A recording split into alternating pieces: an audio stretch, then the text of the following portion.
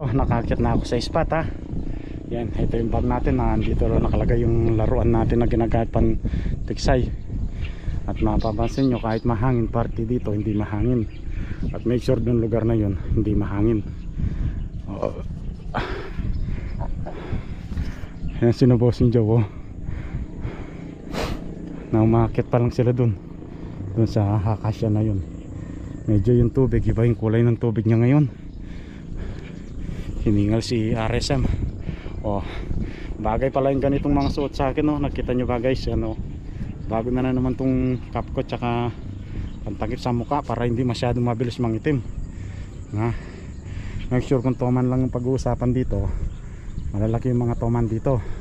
Yan, tutuloy natin sa susunod naman guys. Antabay lang kayo.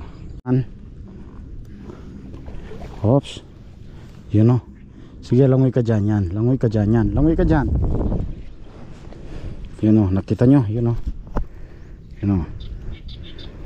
Nakita nyo sa video. Buntot lang tinamaan sa EQ. Yan o. 3 kilo siguro, 4 na kilo yan. Yan o. Kagandang tignan. Linalaro pa ni RSM. Mabubuhay pa to. Kung pwede lang i-travel to, dok ninyo, ita-travel ko po siya para makuha natin buhay. Ano pa naman siya, nanay na to, toman. Yun o, sa buntot lang tinamaan. Yun o, 4 na kilo siguro to. Off siya. Yan o, ayan o. Patuloy natin yung video mamaya. Guys, tignan nyo yung toman o. Kita nyo ba? Yan o, nasa gilid lang o. Yan o,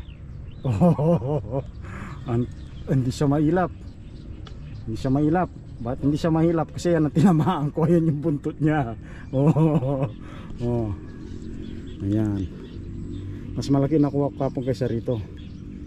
Ayan o. Konting-konti lang yung tinamaan ko sa kanya. Pero nasa to, 3 kilo may get.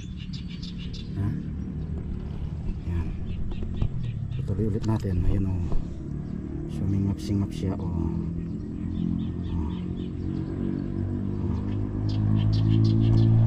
Tuloy natin si RSM sa kalam.